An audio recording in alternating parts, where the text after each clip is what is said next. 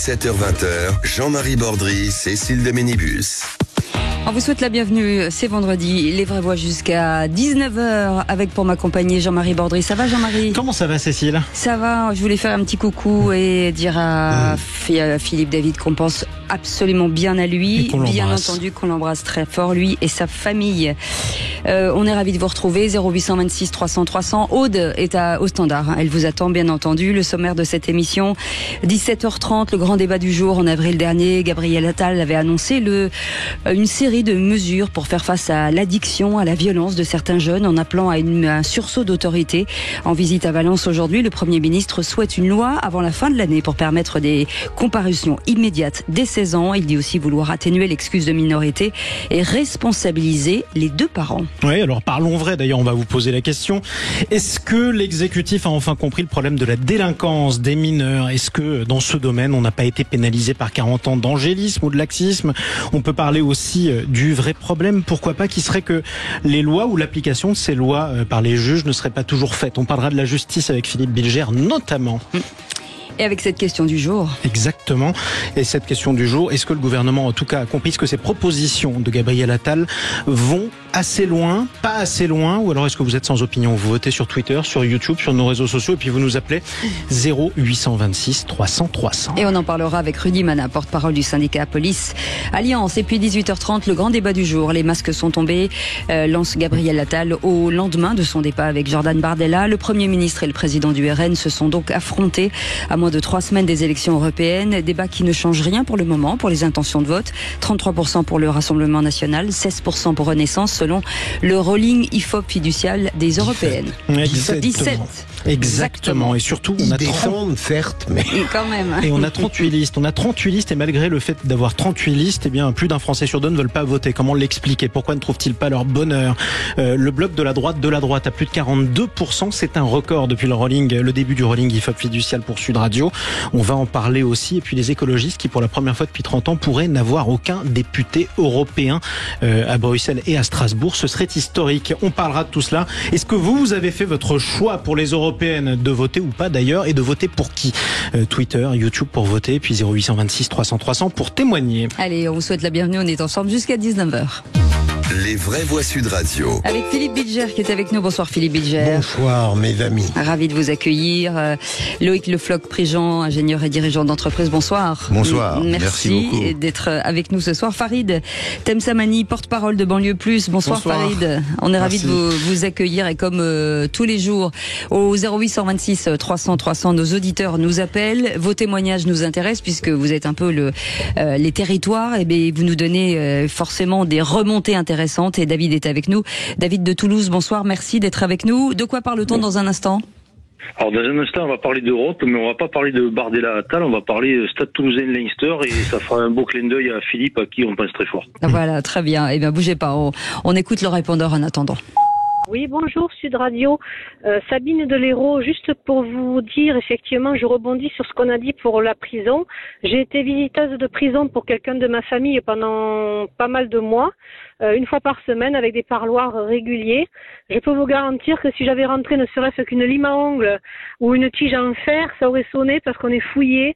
On ne peut même pas amener une barre chocolatée. On a le droit qu'à d'un sac de fringues et encore, il est devant nous déballé. Je vois pas comment on peut rentrer 10 téléphones, si ce n'est avec la complicité de personnes internes aux endroits, voilà, dans les prisons. Je vois pas comment c'est possible. Donc il faut vraiment qu'il y ait quelqu'un de l'intérieur qui soit de connivence. Bonne soirée. Alors on a regardé avec Jean-Marie Bordry. On a passé des coups de fil d'ailleurs pour vérifier notamment sur la prison. La fouille des visiteurs est interdite, elle n'a jamais été permise. En revanche, c'est vrai que vous passez, comme quand vous rentrez dans un musée à Paris par exemple, par un portique, ça sonne ou ça ne sonne pas. Est-ce que ça permet de faire entrer des produits interdits ? La réponse est oui en ce moment. C'est clair.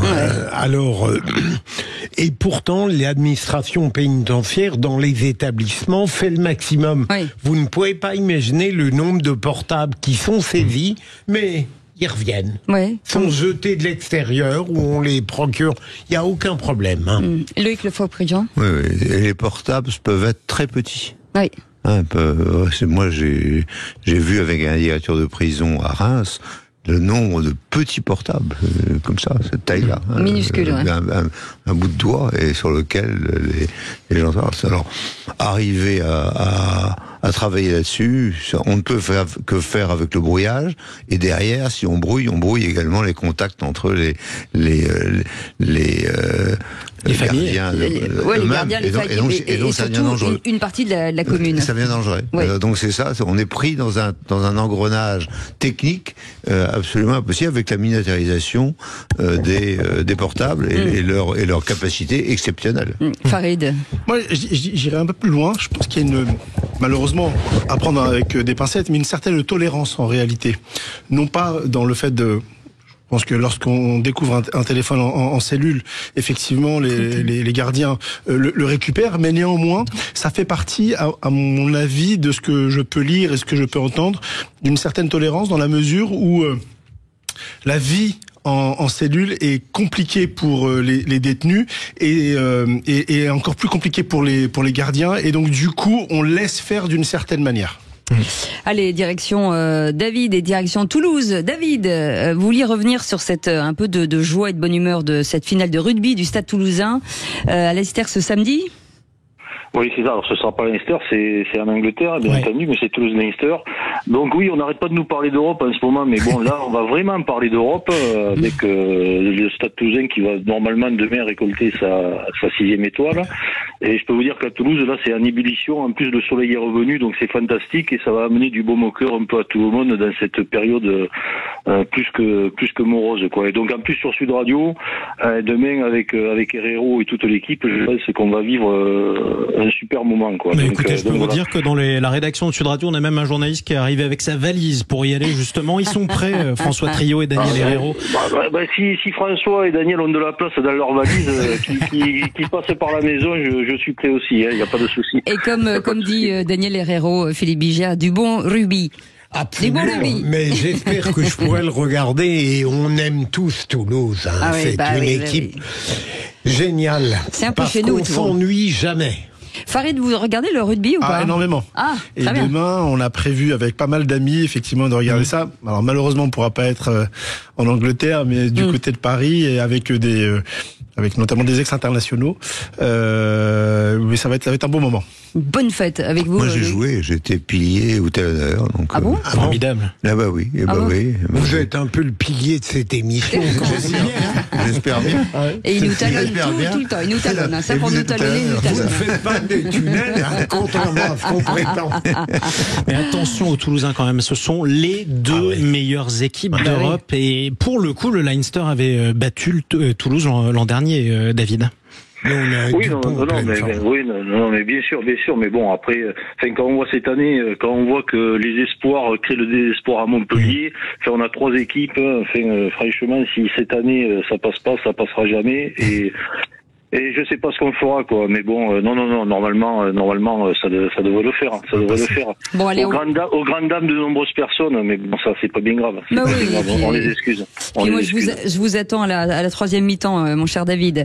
Allez, vous restez avec nous. Attention, ça pourrait se faire. Sur la place du Capitole, c'est là qu'il y a une fan zone par chez vous, paraît-il. Allez, vous restez avec nous, David. Vous êtes notre vraie voix du jour. On est ravis de vous accueillir. 0826 300 300, ce numéro vous connaissez bien. Dans un instant, les 3 mots dans l'actu.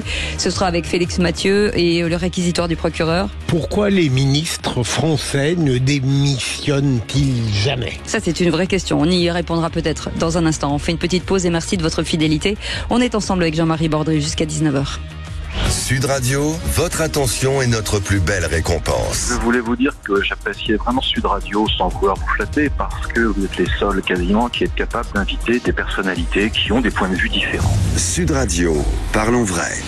Carrefour. Quand vous me dites « Alors moi je ne comprends pas les gens qui font les choses à moitié », eh bien ça me donne envie de vous dire « Achetez vos confiseries sucrées et tablettes de chocolat chez Carrefour et recevez 50% du montant de vos achats en bon d'achat. Et c'est valable sur toutes les confiseries sucrées et tablettes de chocolat, même en promotion. Ah bah ça c'est la moitié qui fait plaisir. Et c'est jusqu'à dimanche dans vos hypermarchés Carrefour.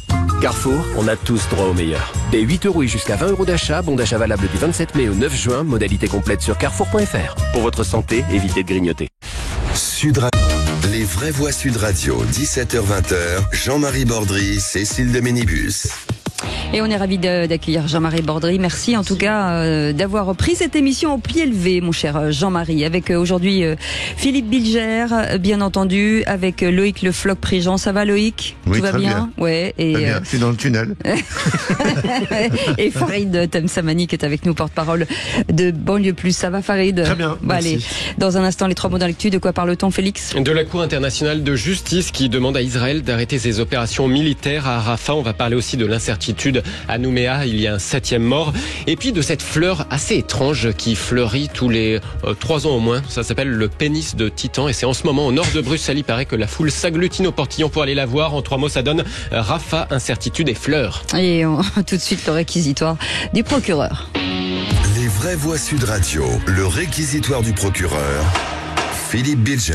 Et Philippe, ce matin, ou plutôt ce soir, vous requérez contre certains ministres.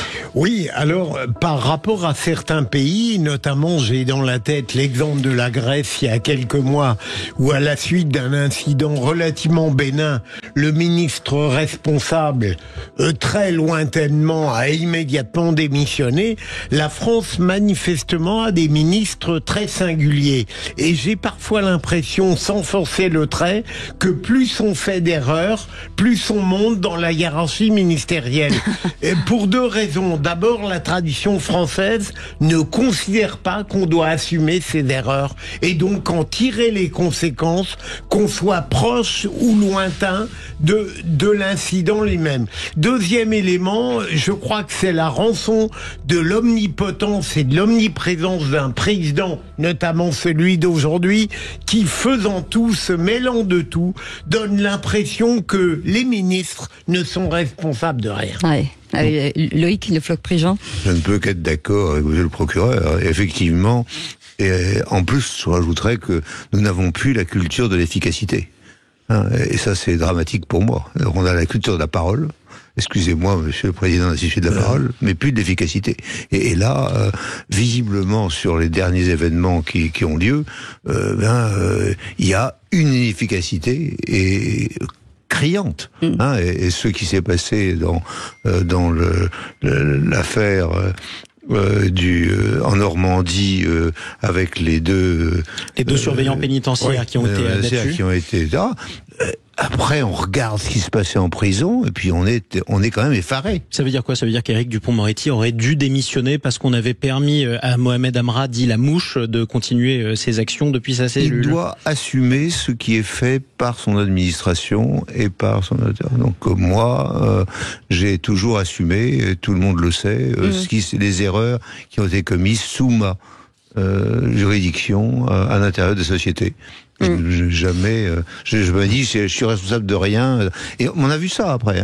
On a vu l'affaire Kerviel montrer bien dans quelle atmosphère on était. C'est-à-dire Kerviel fait une erreur. C'est pour ça que le supérieur hiérarchique de Kerviel a une promotion et le président dit c'est pas moi. Et on voit bien que cette culture de l'inefficacité, pas seulement chez les politiques alors. Pas seulement chez les politiques. Farid Temsamani, est-ce que les ministres ne démissionnent pas? Déjà, c'est difficile d'en trouver. Donc si en plus ils démissionnent, ça va être compliqué. Et ça donne un peu le là sur la qualité des ministres. On le voit bien depuis maintenant pas mal d'années. En réalité, ça diminue fortement. Et moi, alors on a parlé de la Grèce, mais moi je prends l'exemple des pays nordiques pour des questions morales beaucoup plus bénignes que des choses que des mises en examen, par exemple, que l'on peut connaître en France. Les ministres de ces pays-là démissionnent. Mais ça, c'est une culture différente. Et c'est une culture différente, mais il faut pas s'étonner ensuite que dans notre société, justement, en fait, les gens puissent se permettre un certain nombre de libertés lorsque des gens en responsabilité ne démissionnent pas pour des choses parfois très graves. Allez, tout de suite, les 3 mots dans l'actu, c'est avec Félix Mathieu. Les vraies voix Sud Radio. Les 3 mots de Félix Mathieu ce matin, ou plutôt ce soir, Rafah, incertitude et fleurs, Félix. La Cour internationale de justice demande à Israël d'arrêter immédiatement son offensive militaire à Rafah. Pendant ce temps, l'armée israélienne annonce avoir récupéré à Gaza les corps de 3 otages, dont un franco-mexicain. Les émeutes ont fait un 7e mort en Nouvelle-Calédonie, l'archipel en proie à l'incertitude après le départ d'Emmanuel Macron. Et puis c'est une fleur immense, rare, très odorante et qui ne fleurit que quelques jours. Tous les 3 ans au moins, la foule se bouscule au nord de Bruxelles pour admirer le pénis de Titan. Les vraies voix Sud Radio.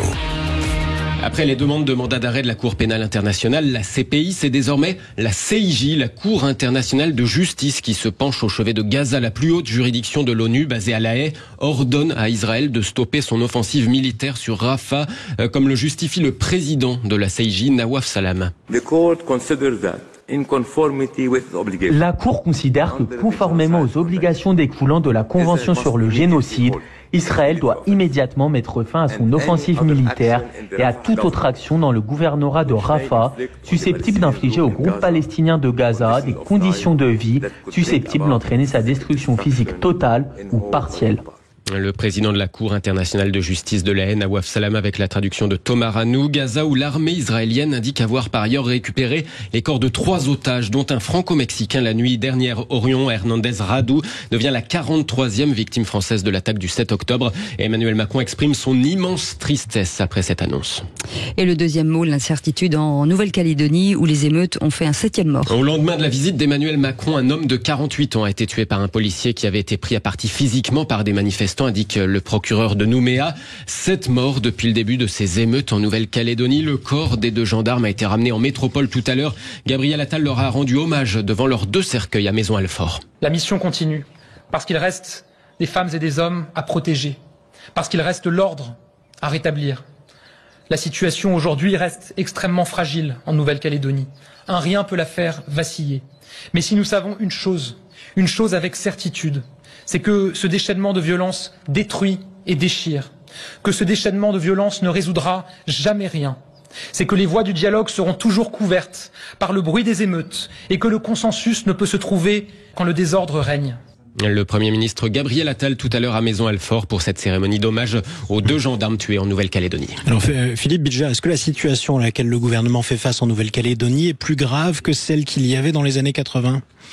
Je ne sais pas, mon cher Jean-Marie, mais je note tout de même que le gouvernement est en permanence empêtré dans une problématique qui consiste à réparer en aval les erreurs que son manque de sens politique a créées en amont. Et c'est une perte de temps colossale. Farid Temsamani. Ouais, je suis complètement d'accord pour une raison très simple, c'est que la situation n'a pas explosé d'un coup. On savait depuis maintenant quelques semaines, quelques mois qu'en réalité cela couvait et le sens d'anticipation du gouvernement n'existant pas, c'est vraiment assez dramatique. Loïc Le Floch. Moi j'ai de la famille là-bas et depuis 2 ans ils me disent ça va péter. Voilà, donc et quelques jours avant que ça pète réellement, ils me disent on part en brousse. Et effectivement, ils sont protégés parce qu'ils sont partis de Nouméa. Allez, on passe au rolling des européennes. Ouais, IFOP fiducial pour Sud Radio, les derniers chiffres qui sont tombés. Félix Mathieu. Pas de changement en tête de classement. En premier, 33% pour la liste RN de Jordan Bardella, comme hier. En deuxième, 16% pour la liste Ayé, la liste Renaissance, comme hier. Bonjour, l'effet débat pour le moment. La liste Glucksmann baisse à 14,5. L'écart se recreuse un petit peu avec la liste Ayé. Ensuite, on trouve LR et LFI ex-aequo à 7,5 dans ces intentions de vote du rolling IFOP fiducial pour Sud Radio, Le Figaro et LCI. Tous les résultats sont à retrouver sur sudradio.fr. Ils sont mis à jour à 17h au quotidien. Et ça fait un record, 42% pour la droite de la droite. C'est ce qu'on peut tirer comme enseignement de ce sondage en tout cas. Oui, et il ne bouge pas. Je me demande si on a eu le temps d'intégrer le débat, tout de même. Enfin, peut-être aura-t-il quelque effet, je n'en sais rien. À la hausse ou la baisse? Non, a priori, il n'y aura aucun effet. C'était un match nul annoncé, match nul à la sortie. Alors tout le monde parle pas de match nul, tout le monde évoque une petite victoire quand même de Gabriel Attal. Oui, non mais c'est un match nul dans la mesure où ça ne convainc pas les autres.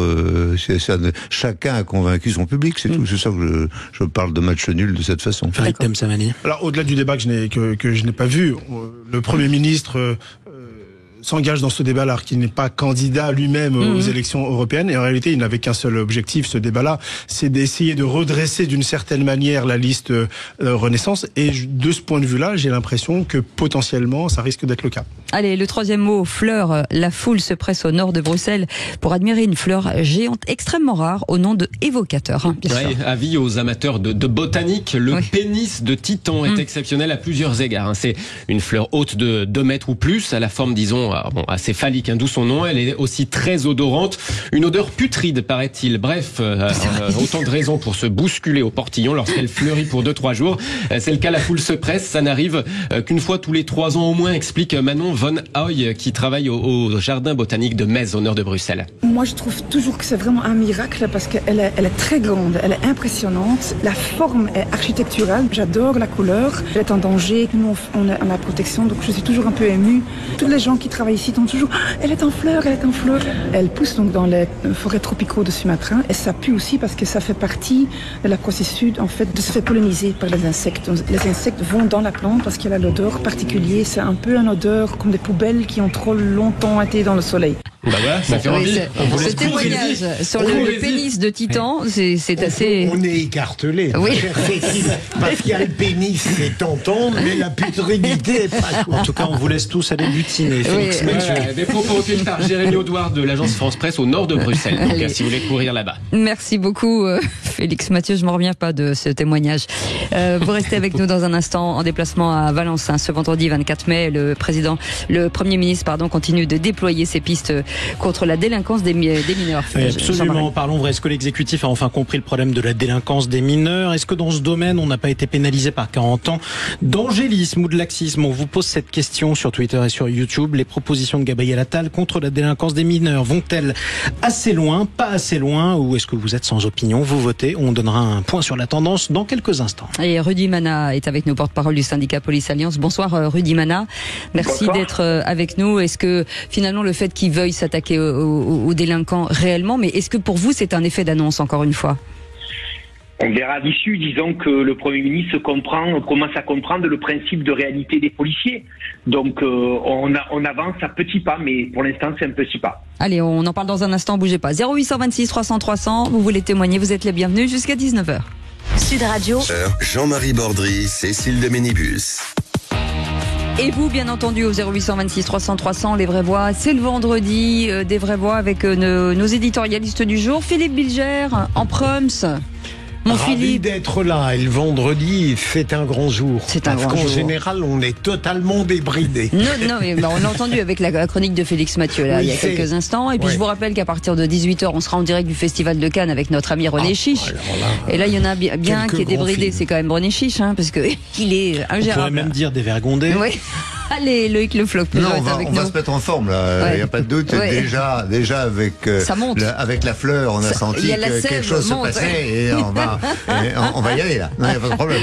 Farid Dansavani est avec nous. On est ravis de vous accueillir. Allez, tout de suite le grand débat du jour. Un peu d'enthousiasme, Farid. Oui. Ah oui, parce que pareillement. Allez, tout de suite le grand débat du jour. Les vraies voix Sud Radio. Le grand débat du jour.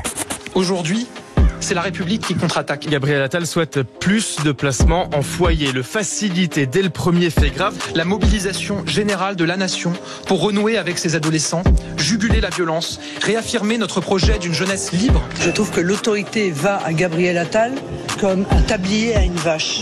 La République contre-attaque, mais elle ne pourra pas le faire seule. Je pense qu'il faut faire moins de communication, moins de grands discours sur ce sujet et plus d'action. Responsabiliser ses parents, c'est faire en sorte qu'ils aient à répondre, eux aussi, davantage des actes de leur enfant.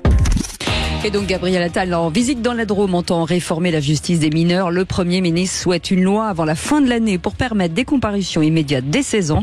Il dit aussi vouloir atténuer l'excuse de minorité. Et bien sûr, il s'adresse à la responsabilité des deux parents. Rajouter notamment des travaux d'intérêt généraux pour alourdir les peines pour les parents défaillants. On vous pose plusieurs questions. Est-ce que l'exécutif a enfin compris le problème? Est-ce qu'on n'a pas été pénalisé par 40 ans de laxisme? Est-ce que le vrai problème, c'est pas tout simplement les lois ou plutôt leur non-application par certains juges? On va en parler. On vous pose cette question sur Twitter et YouTube. Les propositions de Gabriel Attal vont-elles assez loin, pas assez loin, ou est-ce que vous êtes sans opinion? La tendance dans quelques instants sur le Twitter de Sud Radio. Et pour en parler, Rudy Mana est avec nous, porte-parole du syndicat Police Alliance. Merci beaucoup Rudy Mana d'être en direct sur Sud Radio. Philippe Bilger, ces annonces en fait tellement attendues, puisque la sécurité est quand même un sujet primordial aujourd'hui. Vous en pensez quoi? Eh bien, déjà, j'ai des scrupules à critiquer l'action d'un gouvernement et en l'occurrence de son Premier ministre. C'est mieux que rien. Donc, je considère, après avoir formulé ce compliment, que les dispositions ne vont pas assez loin. Certes, c'est très important de permettre la comparution immédiate pour aller vite à partir de 16 ans, mais je regrette par exemple qu'on n'ait pas touché à l'excuse de minorité. Je regrette également que, évidemment, on ne soit pas allé au bout d'un raisonnement qui consiste tout de même à battre en brèche cette loi calamiteuse de 2021 où on prévoit une césure dans le procès, d'abord une déclaration de culpabilité et ensuite une condamnation bien plus tard, ce qui est une aberration dans la délinquance des mineurs où ils sont de plus en plus violents et précocement. Donc tout cela va à peu près dans le bon sens, mais ça n'est pas ça qui arrêtera le flot incessant qui perturbe toutes les forces régaliennes, pas seulement la justice, police et gendarmerie. Et vous êtes donc d'accord, Philippe Bilger, avec 86% de nos auditeurs qui ont voté sur le Twitter de Sud Radio. 1% seulement pensent que ça va suffisamment loin. Ça vous donne une idée de l'écart. Les autres Même si j'aime la minorité, je vais pas changer d'avis. Écoutez, faites-vous-y. En tout cas. Loïc Le Floprigent. Oui, je comprends, je suis d'accord avec Philippe, mais j'irai jusqu'au bout. C'est-à-dire, je ne crois pas à la loi. Je crois à l'action. Et je pense qu'aujourd'hui, il y a des actions à mener qu'on doit pouvoir faire. C'est-à-dire que je parlais tout à l'heure, est-ce que on peut avoir des gardes à vue des mineurs ? Est-ce qu'on peut avoir des gardes à vue longues des mineurs ? Je pense qu'il faut agir tout de suite. C'est-à-dire que là, il y a des drames. La France se sent en danger, les Français se sentent en danger. Et je crois que en dehors des paroles, c'est-à-dire qu'on fait des hommages, on fait des marches blanches, et puis on parle. Non, les Français ont besoin d'actes et ils ont besoin de voir ce qui est en train de se passer. Et ça, on ne le voit pas. Sauf qu'il y a une convention internationale des droits de l'enfant et à un moment donné, on peut pas faire grand-chose. Il y a des tas de difficultés, certes, mais il faut qu'on aille jusqu'au bout de la sécurisation de la France, des Français, et au bout de ce qu'on peut faire. Et je pense qu'il n'y a pas cette volonté et cette explication. Allez, Farid Temsamani. Moi, je pense qu'on sent que le gouvernement, en fait, marche sur des œufs, tâtonne un peu, donc on avance un certain nombre de choses, et on entend que c'est un projet de loi qui n'aura lieu qui ne sera déposé potentiellement qu'en fin d'année. Or, en réalité, et ça vient d'être dit, les Français, en fait, en souffrent maintenant. Donc, du coup, je sais bien que la justice est parfois compliquée, qu'il y a un certain nombre d'éléments qu'il faut corriger. Voilà. Je pense que ça va dans le bon sens, mais moi, il manque quelque chose en réalité. Parce qu'on annonce un certain nombre de choses, mais on n'annonce pas forcément les moyens qui vont avec. Or, les moyens sont fondamentaux. Et le Premier ministre parlait notamment de foyers.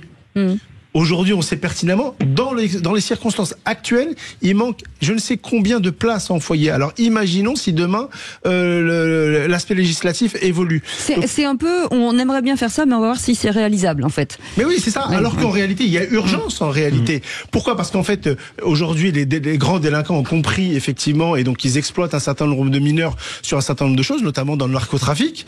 Et donc du coup, en fait, on a l'impression qu'en fait, l'État, au sens large, en fait, est toujours au retard d'un train. Rudy Mana est notre expert du jour, porte-parole du syndicat Alliance Police Nationale. Rudy Mana, ça changerait quoi pour les policiers que vous êtes, la comparution immédiate pour des mineurs de plus de 16 ans ? Écoutez, vos chroniqueurs ont très très bien défini la situation. Vous savez, nous, Alliance, on est pour un choc d'autorité. Je crois que le Premier ministre a parlé de sursaut d'autorité. Bon, là, après ces mesures-là, j'ai envie de dire qu'on fait un saut de puce d'autorité. C'est-à-dire que ça va dans le bon sens. C'est vrai que c'est plutôt intéressant, mais je crois que le sondage disait que 1 ou 2% des gens disaient que ça allait dans le bon sens. Bon, mais écoutez, voilà, je crois que c'est à peu près ce que pense la totalité des Français aujourd'hui, c'est que ça ne va clairement pas suffire. Quand nous, Alliance, on dit que l'excuse de minorité à 16 ans, elle est très importante. C'est parce que la réalité, le principe de réalité, les policiers, je vous assure qu'ils l'ont au quotidien. Et ce principe de réalité nous démontre tous les jours que malheureusement on a de plus en plus affaire à des individus qui ont 16, 17 ans et qui commettent des délits et même des crimes absolument sordide et horrible. Donc quand nous, policiers, on dit on a besoin de ça, c'est que apparemment, on en a vraiment besoin. Alors, je pense que le gouvernement comprend. Je pense que ce principe de réalité, il s'y rapproche un petit peu plus tous les jours. Mais qu'est-ce que ça va être long? J'ai l'impression que ça va durer des plombes. Et qu'une fois de plus, pour réformer la justice, j'ai l'impression que la justice, on disait avant que c'était l'éducation nationale, mais j'ai l'impression que c'est la justice qui est un mammouth aujourd'hui. On n'arrive plus à réformer en profondeur, on n'arrive plus à mener des réponses rapides aux victimes qui sont de plus en plus nombreuses tous les jours. Je ne rappellerai pas des chiffres assez catastrophiques, malgré le travail de plus en plus important des policiers, et on ne répond pas véritablement. Alors oui, ça va dans le bon sens. Oui, on avance à coup de saut de puce d'autorité, mais nous, ce qu'on a besoin, c'est un vrai choc d'autorité. Mais ce qui est étonnant, Philippe Bilger, c'est que là on parle de minimum 16 ans, et quand on regarde finalement l'actu, on voit 13 ans, 14 ans, 15 ans, beaucoup, et on voit des bandes organisées, mais il y a aussi beaucoup d'enfants de moins de 16 ans, enfin d'adolescents de moins de 16 ans. Vous avez totalement raison. Moi je regrette, évidemment, peut-être vais-je offenser certains auditeurs, qu'on n'ait pas prévu la comparution immédiate à partir de 13 ans, puisqu'avant 13 ans, on ne peut rien faire. Deuxième élément, et c'est toujours le problème du pouvoir même qui apparaît le plus vigoureux. Il cherche tout le temps à ménager d'une certaine manière la chèvre et le chou. L'éducatif, il le garde, mais l'éducatif est une œuvre à long terme et il ne va jamais au bout de ce qu'imposerait le répressif parce qu'il a peur de sortir du préjugé selon lequel l'enfance est un ver paradis. Alors, on va écouter une déclaration aussi de Gabriel Attal. Je vous laisse écouter. Parce qu'on le sait, oui, l'école a aussi un rôle majeur dans l'apprentissage du respect des droits et devoirs, du respect de l'autorité, du respect de l'autre et du civisme. Je vous confirme que les comportements irrespectueux, voire violents, seront plus sévèrement sanctionnés et auront des conséquences directes, évidemment, sur les notes et les examens des élèves. Alors ça, il l'avait déjà annoncé, il l'a redit aujourd'hui, ce qui avait déjà créé un tollé, Farid et Loïc. Est-ce que aujourd'hui il faut aller jusque là pour les punir, Farid? Moi, j'en suis complètement convaincu. Encore une fois, ce sont des paroles. L'école a subi ces derniers mois, voire même ces dernières années, des actes tellement catastrophique, effectivement, qu'on a l'impression qu'en fait, il y a un complètement décalage. Les équipes éducatives sont complètement au quotidien, justement, vis-à-vis de ces enfants, de ces jeunes. La difficulté, c'est qu'on a l'impression qu'eux-mêmes sont complètement dépassés, en réalité, par la réalité. Et il y a un abandon, notamment, d'un certain nombre de parents, et vous avez des jeunes de plus en plus violents, de plus en plus tôt. Mais en quoi baisser leurs notes, pardon, je mets les pieds dans le plat, en quoi baisser les notes d'un gosse qui est déjà violent au collège va lui faire dire il faut que j'arrête. Il ne va jamais à l'école, ce genre non, sur la note, il y a aucun effet. Faut pas. Et c'est pourtant ce qu'il annonce, les examens. Mais et si ça n'a pas d'effet, pourquoi l'annoncer? Parce que ça peut avoir un impact sur les autres enfants qui, eux, justement, n'ont pas encore basculé. La dissuasion. Rudy Mana? Oui, écoutez, baisser les notes des élèves qui vont pas trop souvent en cours. Moi, j'aurais aimé que Gabriel Attal parle de déscolarisation. Parce qu'on est particulièrement touché en France par la déscolarisation des mineurs de 13, 14, 15 ans. J'aurais aimé qu'il parle des parents qui laissent les enfants déscolarisés. J'aurais aimé qu'on leur dise qu'ils ont des droits, ils ont aussi des devoirs. Et si ces devoirs, ils ne les acceptent pas, à ce moment-là, les droits qu'ils ont, il faut peut-être leur faire baisser, tout en laissant la possibilité à ses parents également de vivre. C'est pas ce que je dis, il faut pas tout couper. Mais je dis qu'il y a des droits et des devoirs. Donc plutôt que de baisser les notes, il faut parler de la déscolarisation, parce qu'en France, c'est dramatique. Et vous avez raison de le dire, je crois que c'est vous, Cécile, qui l'a dit tout à l'heure. Effectivement, il y a des gamins de 13, 14, 15 ans qui sont dans les réseaux de trafic de stupes, et il y en a de plus en plus. Ça, c'est une réalité aussi de terrain. C'est le fameux principe de réalité qu'ont les policiers, les gendarmes, même les professeurs, puisque les profs, ils voient bien aujourd'hui, c'est de plus en plus compliqué d'être prof en France. C'est de plus en plus difficile de dispenser une éducation en classe alors qu'on a des élèves qui ne respectent rien en dehors et dans la classe. Voilà la réalité du terrain. Alors bien sûr, encore une fois, ça avance tout petit. Philippe Bilger a raison, comme souvent d'ailleurs, il a raison de dire on veut toujours ménager la chèvre et le chou. En fait, non. Si on veut résoudre le problème de l'insécurité en France, on n'a plus le choix maintenant. On ne peut plus ménager la chèvre et le chou. Il faut prendre des mesures qui sont dures, drastiques, qui vont peut-être pas plaire à tout le monde, mais au moins elles vont faire évoluer les choses dans le bon sens du terme. Avant de donner la parole à Loïc Le Floch-Prigent, David, votre réaction rapidement? Oui, mais que rajouter de plus, si ce n'est qu'on est face à un laxisme à tous les étages. Laxisme dans l'instruction publique, ça c'est la part de l'école. Laxisme dans l'éducation parentale et laxisme dans la justice. Et effectivement, c'est un choc qu'il faut être capable de ramener autorité et ordre, même au niveau des jeunes. Et les chiffres, oui, sont aberrants. Parce que lorsqu'on creuse les chiffres de la délinquance, effectivement, on a même en dessous de 13 ans, mais on n'en parle jamais, que ça soit au niveau des mises en cause d'agressions sexuelles ou autres. Donc on a vraiment des gamins de plus en plus violents et je pense pas que les mesurettes de monsieur Attal changent quelque chose. On est dans de la com, comme la com de monsieur Darmanin vis-à-vis des opérations Place Net. Donc non, il faut véritablement un choc et non pas un petit saut de puce comme le disait votre invité. À ce propos d'ailleurs, demain, mouvement de protestation, des preuves contre le choc des savoirs, cette fois-ci voulu par Gabriel Attal dans l'éducation nationale. Loïc Le Floch-Prigent. 2 mots simplement. Je pense qu'il y a du moyen terme et l'éducation, c'est le moyen terme. On va transformer, on a bien compris, et ça va se transformer la vie des profs et ainsi de suite. On en a pour 10 ans ou 20 ans à y arriver. Là, on n'est pas là-dedans. Aujourd'hui, on est dans un dispositif d'urgence. C'est-à-dire que les Français ont peur dans un certain nombre d'endroits, dans les métropoles, mais également de plus en plus dans les villes, y compris dans les campagnes. Donc il y a un dispositif d'urgence. Qu'est-ce qu'on fait ?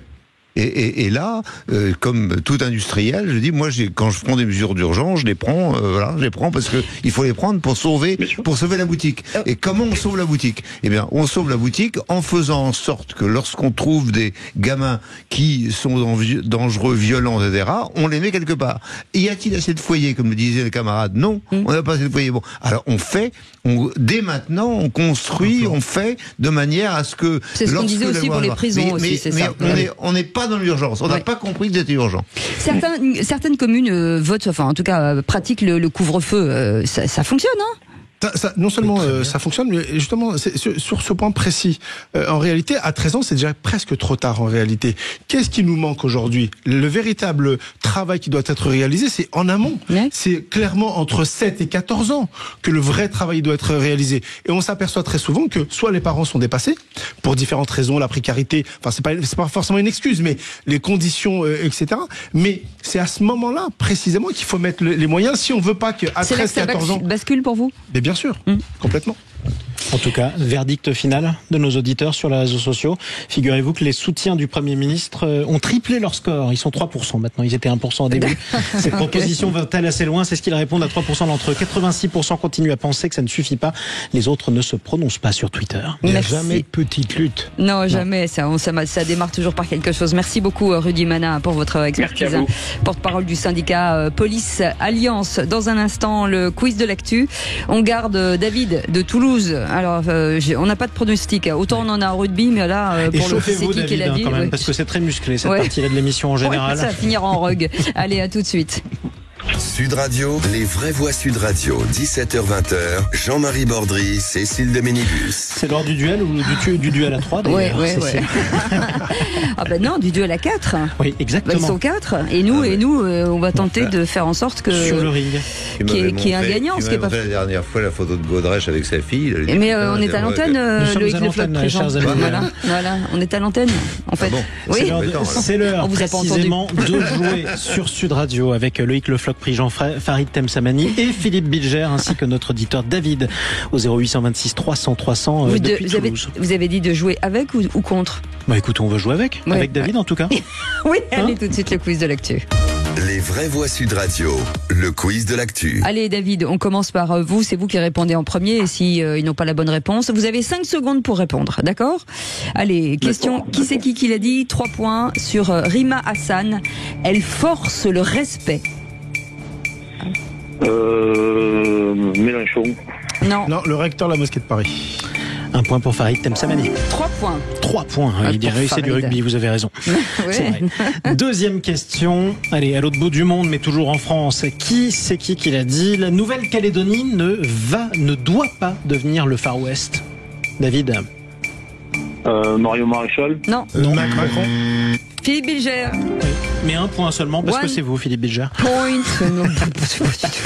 Non, c'est parce que c'est comme ça. Voilà, c'est la règle, c'est tout, mon pauvre Philippe. Je vous aurais donné 1000 points, moi, si je pouvais.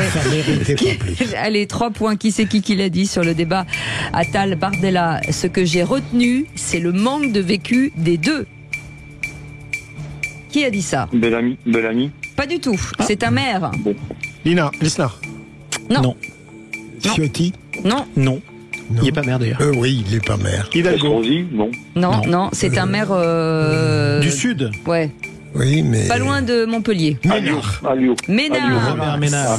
Béziers. Robert Ménard. 3 points pour Philippe Bilger. Ce qui mène à 4 points. Vous avez des... Point. Bah oui, je suis bien obligé, parce que là, c'est morne pleine à droite.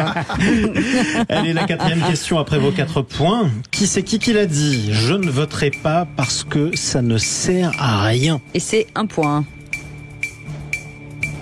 Michel Onfray. Oui, bravo. 1 point pour vous, David. Incroyable, canon. Et sachez que Michel Onfray en plus sera sur Sud Radio, l'invité d'Alexandre Devecchio, ce dimanche en toute vérité de 11h à midi. Comme ça, vous savez tout. Il sait tout, Jean-Marie Bordry, c'est faux. Surtout le week-end en général. Faut rien lui dire, parce qu'il balance tout. Allez, il serait même capable de répondre aux questions. Qui c'est qui l'a dit? 3 points. Écoutez bien, David. Raphaël Glucksmann, c'est le candidat de la NUPES, de la décroissance et du wokisme. Maréchal. Non. C'est un ministre. Le maire. Non. Attal. Chargé de l'Europe. Séjourné. Séjourné. Non. De l'Europe. Qu'est-ce qu'il y a aux fenêtres des prisons? Les barreaux. Voilà. C'est la bonne réponse. C'est bon. Qu'est-ce qu'on ferait pas pour faire gagner Jean-Noël Philippe Barrault, Bilger? voilà, ça c'est pas pareil, c'est tout. Entendu, oui, qu'est-ce que vous voulez que je vous dise? Ça fait 7 points pour Philippe Bilger. Heureusement que Philippe David est pas là. Vous gagnez quand il est pas là, c'est dingue. Oui, c'est de la triche. Ça doit être grâce à moi. Jean-Marie est très équitable. Voilà, ça doit être ça. Allez, on continue. Qui c'est qui l'a dit, David? Je cite, Gabriel Attal a réussi à mettre Jordan Bardella face aux contradictions énormes du programme du Rassemblement National. Clément Beaune. Valérie Allier. Non. Non. C'est pas la majorité. C'est un tête de liste. Oui. Bellamy. Glucksmann. Non. Un ancien du RN. Ouais. Un ancien du RN, Philippot. Oui. Exactement, mais Philippe, mais qu'est-ce qui se passe? On a demandé 10 points. Sur l'état de Grèce. On va faire appel à la vidéo là. C'est ça. Ouais, il faut la voir là parce que c'est pas possible ou c'est un antidopage, je sais pas. Allez, question. Qui c'est qui l'a dit? 3 points. Il y a une volonté massive d'infliger une claque électorale à Emmanuel Macron. Il y a beaucoup de candidats. Oui. Ouais. C'est une eurodéputée. Aubry.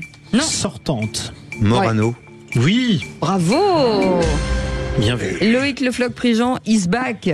3 et points. il ne dit rien et tout. Et voilà, tout à coup, bam, il balance le truc. Allez, la dernière question. Dernière question. Qui c'est qui l'a dit pour 2 points seulement? Non, vous c'est 3. Là, c'est 2. Voilà. Je cite, il y a 5 ans, vous avez fait confiance au RN et à la fin, ils n'ont pas bougé une virgule dans un seul texte européen. Il ne faut pas que les Français confient leur révolte à des gens qui ne travaillent pas. Qui l'a dit? David. Attal. Non.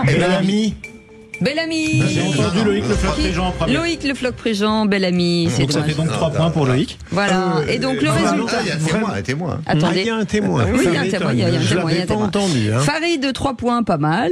Loïc Le Floch-Prigent, 5 points, pas mal. Philippe Bilger, 10 points, 10 points. Ouais. Et David, 2 points. Voilà, tout le monde a gagné. On est content. Bravo Philippe Bilger. Et on a tenu parole, ma chère Cécile. Ça n'a pas été une foire d'emploi. Et ça n'a pas été une foire d'emploi. Pour une fois, j'ai gagné quelques points. moi, c'est rare, parce que d'habitude, je suis toujours derrière. Sans tricher. Dites-moi, David, on espère que le Stade Toulousain fera mieux que vous demain, quand même. Oh, mais comme non, mais il fera mieux, mais j'ai gardé mon influx, et puis en fait, je vais vous faire un aveu. Je voulais absolument que Philippe Bilger gagne ce soir, donc je l'ai laissé gagner. Non, il est bon, David. Non, il est bon, David. J'aurais fait la même réflexion. J'aurais fait une pirouette comme vous. C'est une manière de pourrir ma victoire. Allez, David, on vous attend bien entendu à Toulouse, hein, pour la victoire.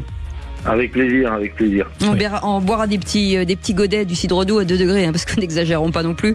Allez. Non, quand vous voulez, quand vous passez sur Toulouse, il n'y a aucun souci. On vous embrasse très fort. Merci d'avoir joué avec nous. Dans 10 minutes, le tour de l'actu des vraies voix avec Philippe Bilger. Robert Ménard, président. Point d'interrogation. Dites donc, Loïc Le Floch-Préjean, de quoi parle-t-on avec vous dans un instant?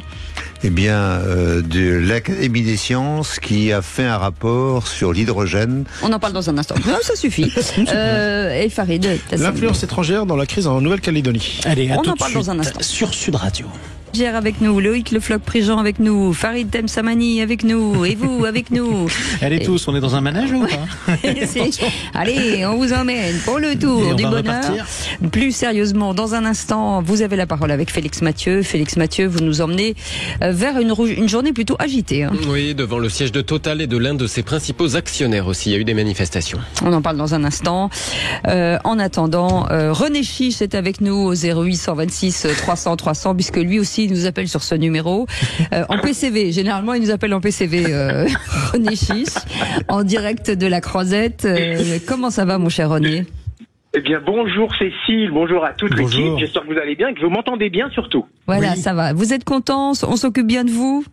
Alors, on s'occupe bien de moi, c'est la fin du festival, on a bien mangé, on a bien bu, et on a vu aussi beaucoup de films surtout. Ah, très bien. Et quel film, de quel film parle-t-on aujourd'hui? Alors aujourd'hui, on vient de voir le film du réalisateur iranien, vous savez, Mohammad Rasoulov, qui s'est enfui d'Iran, puisqu'il avait été condamné. Donc il est finalement arrivé à Cannes il y a 2 jours, et il a présenté son film qui s'appelle Les graines du figuier sauvage, et en plus qui est un film très très politique, puisque ça raconte l'histoire d'un juge d'instruction qui devient complètement paranoïaque vis-à-vis de sa famille, alors qu'il y a des grandes manifestations à Téhéran, et c'est vraiment un film choc là qu'on vient de voir, et donc je pense que pour la Palme d'Or, il a une chance. D'ailleurs, je voulais faire un petit rapide tour de la fameuse rumeur cannoise, parce que c'est demain que sera décernée la Palme d'Or, demain soir, et donc il y a toujours des rumeurs, c'est des pronostics, des paris sur les films qui pourraient prétendre à la victoire. Alors il y a 3-4 films qui se démarquent actuellement. Il y a le film de Jacques Audiard, Emilia Pérez, que j'ai vu, qui est un bon film, mais qui pour moi n'est pas mon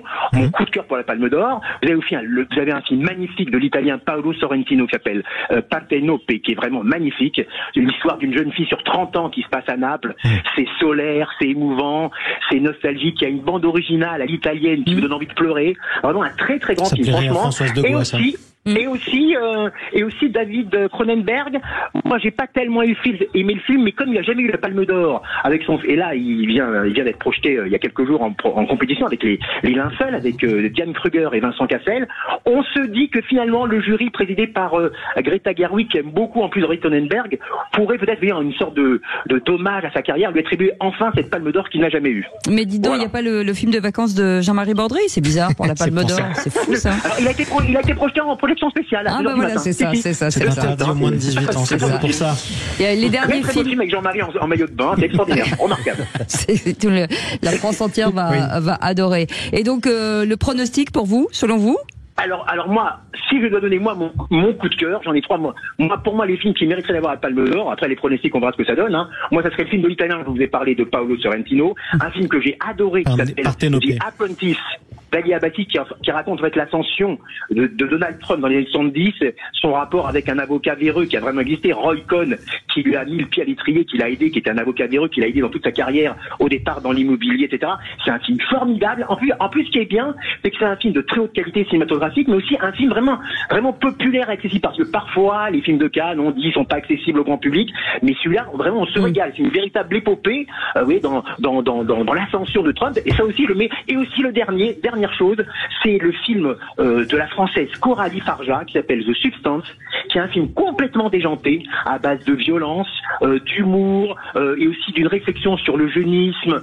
C'est extra, c'est avec Demi Moore, et elle pourrait peut-être avoir un prix d'interprétation féminine. Alors franchement, je voudrais dire quand même, si je dois conclure, je ne sais pas, parce qu'on me dit parfois que je suis trop long. Oui, vous êtes beaucoup trop long déjà. Alors donc voilà, je voulais vous dire que ça avait été un formidable festival au niveau de la qualité des films, même de tout. Voilà. Et vous m'avez manqué. Merci beaucoup, notre René. La prochaine fois, ça résonne tellement qu'on a l'impression que vous nous appelez des toilettes. Donc la prochaine fois, vous ferez attention.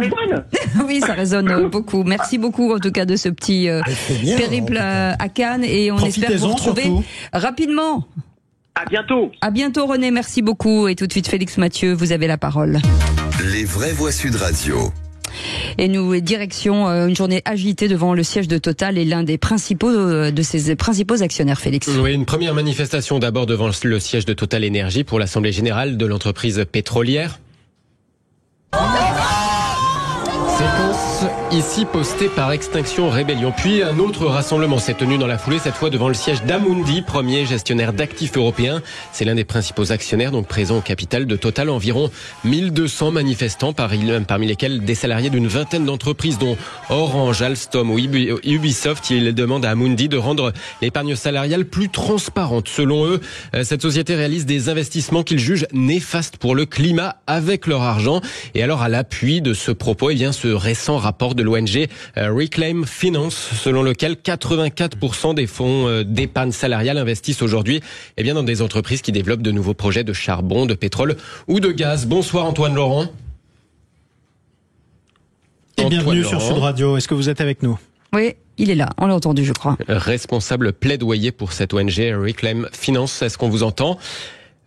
Oui, bonsoir, je vous entends. 84%, comment ça s'explique cette appétence des fonds d'épargne salariale pour les énergies fossiles ? En réalité, c'est parce que les sociétés de gestion comme Amundi qui commercialisent ces fonds n'ont pas fait l'effort de sélectionner intelligemment leur univers d'investissement et n'ont pas voulu s'éloigner de l'industrie fossile, considérant selon elles qu'il est normal de continuer d'investir dedans, alors que en théorie, il faudrait quand même que ces sociétés fassent l'effort de réduire cet univers pour ne pas alimenter l'expansion fossile, c'est-à-dire le développement des nouveaux projets pétroliers et gaziers qui vont totalement à l'encontre des scientifiques pour respecter les objectifs de l'accord de Paris. Loïc Lefoc-Préjean. Il n'y a pas de préconisation scientifique. Les scientifiques, c'est un monde un peu compliqué. Et en ce qui concerne les énergies fossiles, elles vont rester encore pendant 150 ans. Le problème est de savoir comment on les réduit, alors qu'aujourd'hui, elles sont à 85% de l'utilisation sur le monde entier. Il est clair que ça va être lent. Et que, en particulier, lorsque vous faites des éoliennes ou lorsque vous faites des capteurs solaires, vous avez besoin de gaz parce que l'éolien et le solaire sont intermittents. Donc tout ça est un peu hypocrite compte tenu de la situation actuelle. La réponse d'Antoine Laurent, bien entendu. Non, alors il y a un réel consensus scientifique qui vient de l'Agence internationale de l'énergie, qui n'est pas une ONG, c'est un organe de l'OCDE qui a pour mandat d'assurer la sécurité énergétique des membres de l'OCDE, l'ONU, le GIEC et tout un tas de chercheurs à travers le monde qui disent bien que l'expansion, le développement de nouveaux projets va à l'encontre des objectifs de limitation du réchauffement planétaire à 1,5 degré et est possible d'un point de vue de la sécurité énergétique, de la satisfaction des besoins énergétiques. Évidemment, il faut qu'en condition, on développe des énergies renouvelables, la sobriété, l'efficacité énergétique qui sont là pour remplacer les énergies fossiles, mais on peut progressivement sortir des énergies fossiles. Il ne s'agit pas d'en sortir du jour au lendemain, bien sûr, il faut être réaliste et pragmatique, mais à minima, cesser de développer des nouveaux projets, chose que continue de faire Total Energy, et malheureusement, Amundi s'en soucie guère, puisqu'il continue d'investir dans cette entreprise sans condition. Eh bien, merci Antoine Laurent, responsable plaidoyer à l'ONG Reclaim Finance. Merci à vous Félix Mathieu également. Allez, dans un instant, le tour de table de l'actu des vraies voix, Philippe Bilger.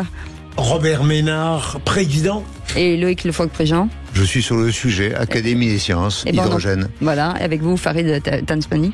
Et l'ingérence de l'Azerbaïdjan sur la Nouvelle-Calédonie. Allez, à tout de suite, on fait un petit point. Une petite pause et on revient dans un instant jusqu'à 19h. Les vraies voix Sud Radio, 17h-20h, Jean-Marie Bordry, Cécile de Ménibus. Et on est toujours avec Cécile jusqu'à 19h en compagnie de Philippe Bilger, Farid Tanzmani et Loïc Le Foc-Préjean. Cécile, avec le micro ouvert, ah oui, vous entendez plus. Mais où étiez-vous? Me disais, il y avait un problème. Tout de suite, le tour de table de l'actu des vraies voix. Oh, dites, je vais envoyer les actualités. Vous venez les voir dans la cabine? Je vais vous raconter une histoire pas banale. Et vous me racontez pas votre petite journée? On a assez perdu de temps comme ça. Le tour de table de l'actualité. Philippe Bilger, vous avez une hypothèse. Oui, une hypothèse, mon cher Jean-Marie, qui est confirmée par un excellent article de notre ami Gisbert dans Le Point que j'ai lu ce matin et qui confirme ce que je savais de mon ami Robert Ménard. À plusieurs reprises, on lui a demandé s'il serait candidat au présidentiel et comme les gens sincères, il a dit « je peux y penser », mais sans être formel, bien sûr, qui pourrait l'être. Mais il ne serait pas absurde dans la joute présidentielle, dans la mesure où il a remarquablement réussi à Béziers, qu'ensuite c'est un homme qui parle vrai. Et je suis persuadé que si les politiques parlaient vrai, ils auraient plus de chances qu'en mentant. Et troisième élément, il répète, je ne suis pas fait pour ça, mais je n'en suis pas sûr dans la mesure où il occuperait un espace dans une forme de tolérance à l'égard du macronisme, mais avec une vision de la société qui serait assez distincte de celle d'Éric Zemmour et de celle de Jordan Bardella. Mon Dieu, ce ne serait pas aberrant d'avoir une candidature de Robert Ménard. Farid Tanzmani. Pourquoi pas en termes de... Il y a probablement... Là j'ai du mal à suivre, c'est l'espace en réalité. Lorsque l'on voit que potentiellement on a une candidature, alors on ne sait pas, en tout cas de Reconquête, du Rassemblement National et forcément quelqu'un de chez LR, donc du coup potentiellement... ça fait du monde. Après, il y a un avantage, c'est que ça renouvellerait sensiblement le paysage, en tout cas au niveau des élections présidentielles. Néanmoins, je pense qu'une élection présidentielle, en tout cas lorsqu'on y va pour gagner, ça nécessite quand même un travail assez conséquent, même si Emmanuel Macron a démontré le contraire en 2017. On a très peu de temps. Votre sujet? Oui. Je pense que Fogg peut rêver, mais non, je vois pas le coup. Allez, puisque vous avez la parole sur les scientifiques. Oui, donc sur ce que j'ai entendu tout à l'heure sur le consensus scientifique, c'est pas vrai. C'est-à-dire que ce qui caractérise la science, c'est le doute.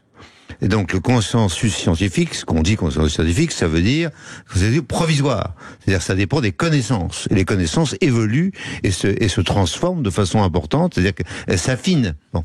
Et donc lorsque les gens arrivent à dire il y a un consensus scientifique sur des solutions, alors que les connaissances sont dans cet état provisoire, ils ont tort. Donc on a vu au cours du temps des solutions arriver sur ce qui va remplacer les fossiles et qui est absolument évident, et il y a consensus. C'est pas vrai, il n'y a pas consensus. Et là, on vient d'avoir une traduction immédiate, c'est l'Académie des sciences, qui avait été complètement oubliée, comme l'Académie des technologies, où il y a le réservoir scientifique français, vient de faire un rapport sur l'hydrogène, en disant, tout ce qu'on vous a raconté sur l'hydrogène, c'est faux. C'est-à-dire que en 2035, vous pouvez pas y arriver pour telle et telle raison, et développe pour une fois l'Académie des sciences se mobilise en disant non, ça suffit de parler de consensus, c'est-à-dire que c'est vraiment anti ce qui vient d'être dit à propos de Total. Non, c'est pas ça. Et donc c'est Marc Fontcave qui a fait ce rapport pour l'Académie des sciences, et Marc Fontcave vient avec moi le 4 juin à mon cercle Entre eux et liberté parler de tout ce qui se dit sur le consensus et qui n'existe pas. La science, c'est le doute. Allez, 20 secondes, Philippe Bilger, si vous avez quelque chose. Je trouve, n'étant pas scientifique, vous avez raison, la science pose des choses, mais on ne peut pas dire qu'elle est éternelle. Allez, Farid, vous aviez un truc à dire ?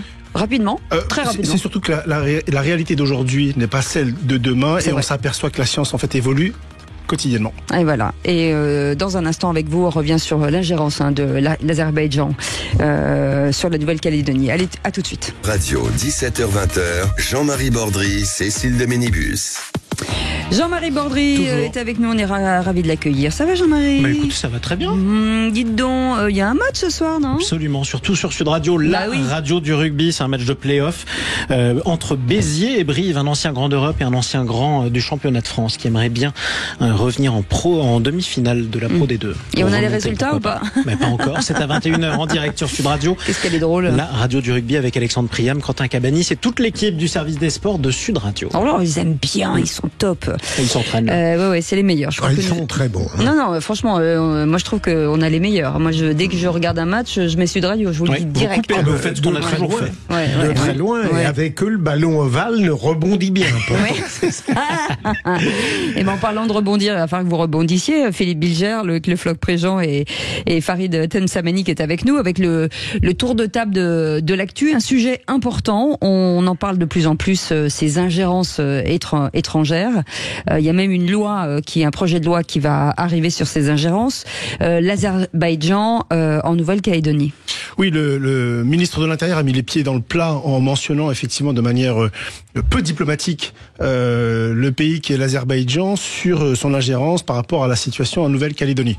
Je rentre pas sur le fond du sujet de la Nouvelle-Calédonie qui est beaucoup plus important et beaucoup plus large. Mais néanmoins, on a ici un pays qui n'est absolument pas concerné ni de près ni de loin par l'Azerbaïdjan, mais qui veut faire payer d'une certaine manière à la France un certain nombre de choses, notamment le soutien à l'Arménie. Et vous avez des actions, vous avez un certain nombre d'investissements sur des associations, sur des ONG, justement pour pouvoir contredire la France qui est le pays souverain sur ce territoire-là. On peut discuter naturellement de la Nouvelle-Calédonie. Et moi, ce qui m'inquiète, et peut-être qu'on demandera peut-être l'avis de Philippe en l'occurrence, c'est que ce qui m'inquiète, c'est que ça puisse se reproduire sur d'autres... Et Loïc, ce qui compte, il compte pas pour du beurre. Complètement. Non mais vous allez comprendre pourquoi je dis Philippe. Non, pas du tout. Mais vous allez comprendre où je veux en venir. Moi, ce qui me fait peur, c'est que potentiellement l'Azerbaïdjan pourrait faire la même chose avec d'autres territoires, notamment ultramarins, les Antilles en particulier. Mais moi, ce qui m'inquiète, c'est que vous avez un certain nombre d'acteurs en France, notamment des parlementaires ou des ex-parlementaires, qui ont joué le jeu de ce pays-là sur un certain nombre de choses. Et on ne sait pas, justement, jusqu'où ça a pu être allé. Et donc, ma réflexion, elle est toute simple. On a dans notre dispositif, si je ne dis pas de bêtises, dans le code pénal, notamment ce qu'on appelle, c'est pas une arlésienne, mais l'intelligence avec, alors je sais plus si c'est l'intelligence avec l'ennemi ou en tout cas avec une puissance étrangère. Avec une puissance étrangère, exactement. Qui, à ma connaissance, est très peu mis en œuvre. Ça a été mis en œuvre pour des ex-agents de la DGSE, il me semble, mais quelque chose de très très particulier. Et donc moi, je vraiment, c'est un sujet qui m'apporte parce que je pense qu'on sous-estime dans notre pays justement la capacité. Alors on a fait référence à ce projet de loi, mais la capacité de pays étrangers justement à pouvoir utiliser des parlementaires ou d'autres acteurs d'influence en France justement sur des sujets qui sont contre notre pays, tout simplement. Là, le sujet est remonté avec Thierry Mariani, l'ancien ministre, et l'Azerbaïdjan, justement. Oui, et puis le hasard fait qu'on a eu récemment un débat très intéressant avec une sénatrice, Nathalie Goulet, qui a permis de discriminer entre les influences légitimes, à supposer qu'il en existe de bienveillantes de la part d'États étrangers, et les véritables ingérences. Mais vous iriez plus loin, et après tout, on peut le concevoir dès lors qu'il y a une complicité délétère entre des citoyens d'un pays et la volonté d'emprise d'un autre, on peut éventuellement, en effet, s'interroger sur la qualification. Et je dirais même une complicité volontaire ou involontaire. Ça peut être également le cas. On connaît tous les groupes d'amitié, par exemple à l'Assemblée nationale ou au Sénat, et en réalité, parfois, ce type de pays, en fait, utilise... Alors, on a très souvent parlé, si je dis pas de bêtises, du Qatar, en l'occurrence, mais l'Azerbaïdjan, je pense, est un cas particulier et sur lequel, en fait, je pense qu'il faudrait un jour se pencher. En fait, est-ce que la France aussi ne l'a pas fait dans d'autres pays pendant des décennies, par exemple, dans n'importe où, cultiver le réseau francophile dans n'importe quel pays? C'est pas forcément de l'ingérence, Loïc Le Floc Préjean? Oui, non, c'est pas de ça dont on parle. Ce dont on parle là, c'est le fait qu'il y a une action effective des Azéris et des Chinois actuellement sur le sol de Nouvelle-Calédonie avérée, c'est-à-dire qu'on ils ont voulu qu'on le voit d'ailleurs. Oui. On voit certains pays d'Afrique aussi. On voit les conséquences, on voit les drapeaux, on voit et que il y a des gens qui se sont laissés prendre, de mon point de vue, dans les amitiés franco-azéries ou franco-chinoises et qui considèrent qu'effectivement que la Chine ou l'Azerbaïdjan investissent dans ce territoire isolé de Nouvelle-Calédonie, c'est pas idiot. Donc il y a des gens qui se sont laissés prendre à ça et je pense qu'il faut mettre le haut là à un moment. Et c'est pas ce n'a rien à voir avec les clubs de Français à l'étranger que je connais bien puisque j'ai fait en tout, j'ai fait 110 pays dans ma longue carrière, je n'en fais plus maintenant. Mais ça peut passer aussi par là, ça démarre par quelque part. C'est pas ça le sujet. Le sujet, c'est effectivement des réseaux d'amitié officiels qui se transforment en autre chose, c'est-à-dire en ingérence économique d'abord dans un pays, un territoire isolé, puis ensuite ingérence politique et qui sont souvent les idiots utiles. Mais il faudrait arriver à ce que les idiots utiles soient décelés. Je disais ça parce que la France est souvent accusée, notamment en Afrique, d'ingérence elle-même dans certains pays africains, continent que vous connaissez bien, et c'était pour ça que je faisais la comparaison. Oui, mais c'est tout à fait autre chose, c'est-à-dire c'est les anciennes, c'est les anciens, ça n'a rien à voir. Pour moi, la comparaison n'est pas viable. Pourquoi ? Parce que la France a une histoire avec ces pays-là. Peu importe ce que l'on pense, mais elle a une véritable histoire. Or, l'Azerbaïdjan et la Nouvelle-Calédonie a aucun lien. Et c'est là qu'en fait, en réalité, on s'aperçoit qu'en fait, c'est une manière de vouloir punir la France sur ce territoire-là. Et moi, ce qui m'inquiète, c'est que j'espère ne pas découvrir dans les mois, dans les années à venir, que finalement elle a la même politique sur d'autres territoires que la Nouvelle-Calédonie, avec la complicité, in fine, d'un certain nombre d'acteurs parlementaires actuels ou ex-parlementaires, justement sur ces fameux groupes d'amitié. Merci beaucoup pour ce sujet, Farid Temsamani. Bien entendu, vous restez avec nous. Dans un instant, le coup de projecteur des vraies voix. On va revenir sur ces élections européennes. Le jour du scrutin approche à grands pas. Le Rassemblement national domine toujours, 33% d'intention de vote, tandis que la liste de la majorité conduite par Valérie Ayé stagne à 16%, suivie de très très près par celle du socialiste Raphaël Guzman à 14,5%. On en parle dans quelques instants avec vous. 0826 300 300 si vous voulez commenter. Vous êtes absolument les bienvenus. On vous invite. Vous êtes ici chez vous jusqu'à 20h au moins. Les vraies voix Sud Radio, 17h-20h. Jean-Marie Bordry, Cécile de Ménibus.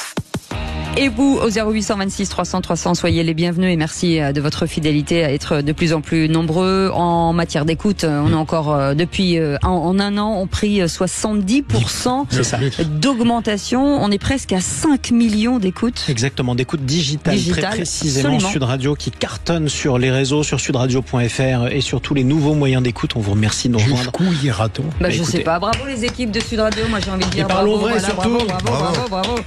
Allez, maintenant que oui, bien sûr, bravo vraies voix. Maintenant qu'on s'est auto-congratulé, tout de suite le coup de projecteur des vraies voix. Les vraies voix Sud Radio, le coup de projecteur des vraies voix. En fait, votre programme, c'est un banco. Non. Il y a plein de promesses, mais quand on gratte, il n'y a rien derrière. Gabriel Attal, 35 ans, beaucoup de brio. C'est un sujet qui est majeur. Non, vous pouvez pas dire que c'est un petit débat. Mais c'est pas de la popole, c'est la clarification. Vous avez du mal à épouser votre costume de Premier ministre. Bardella, 28 ans. Vous avez eu la maturité. Il est très intelligent, mais dans son récent débat avec Gabriel Attal, on a vu que ça ne tenait pas la route. La question qui se pose, c'est quand est-ce que vous mentiez ? C'était à l'époque ou c'est aujourd'hui ?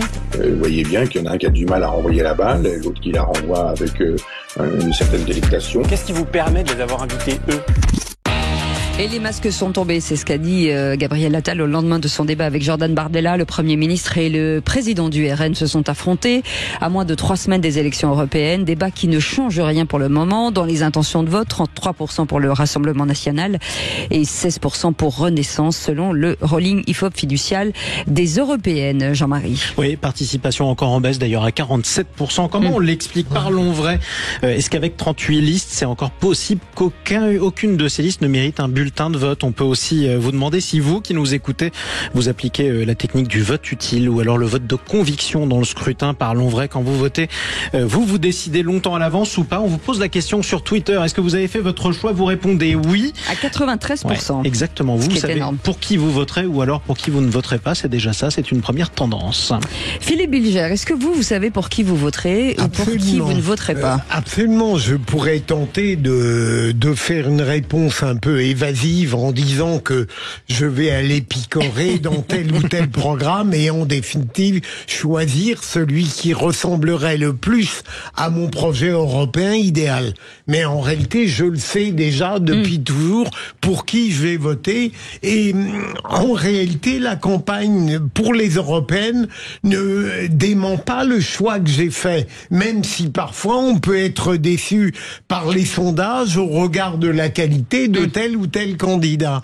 Ce qui me frappe dans ce qu'a dit Jean-Marie, c'est que j'aurais espéré que la participation, au moins aujourd'hui, fut programmée plus large, parce que j'ai constaté hier en regardant le débat que beaucoup de Français allaient servir des élections européennes pour manifester une opposition au pouvoir en place. Mais apparemment, ça n'est pas le cas de tout le monde, et je crains une abstention tout de même plus forte qu'on ne l'espérait. Loïc Le Floch, président. On n'a pas eu de passion et d'émotion sur le sujet. Donc effectivement, la majorité des gens qu'on voit qui vont aller voter le font pour des raisons qui n'ont rien d'européen, et par ailleurs, le débat européen n'a pas passionné et n'était pas passionnant. Par conséquent, il n'a pas ce... oui, mais qu'est-ce qu'on a appris? Est-ce qu'on a parlé beaucoup d'Europe, par exemple, Farid? Est-ce que vous avez entendu parler beaucoup d'Europe? Absolument pas. À part de sortir des dossiers. Mais c'est ça qui est vraiment attristant, c'est que on a une élection européenne qui est fondamentale dans la vision de ce que l'on veut envoyer comme parlementaire à l'Europe, de manière à défendre telle ou telle Europe. On peut ne pas être d'accord sur la vision, mais c'est fondamental. Les gens ne s'aperçoivent pas, ou en tout cas n'ont pas pris conscience que l'Europe, ça a un impact dans notre vie de tous les jours. Et justement, c'est l'occasion de dire, voilà, je suis pour ou contre telle ou telle vision de l'Europe. Or, en vérité, on a l'impression, comme l'a dit Philippe, que c'est essentiellement un vote sanction ou non du gouvernement et du président de la République, et pas sur d'autres considérations. On a parlé tout à l'heure d'hydrogène. Beaucoup de ces choses-là, en fait, se jouent à l'Europe, que ce soit les financements, que ce soit les directives, etc. Donc, moi, je trouve ça très triste. Après, il y a un autre élément qui fait que beaucoup de gens s'en désintéressent, c'est aussi le personnel. Quelles sont les personnes qui se présentent? Est-ce que véritablement ce sont des têtes d'affiche?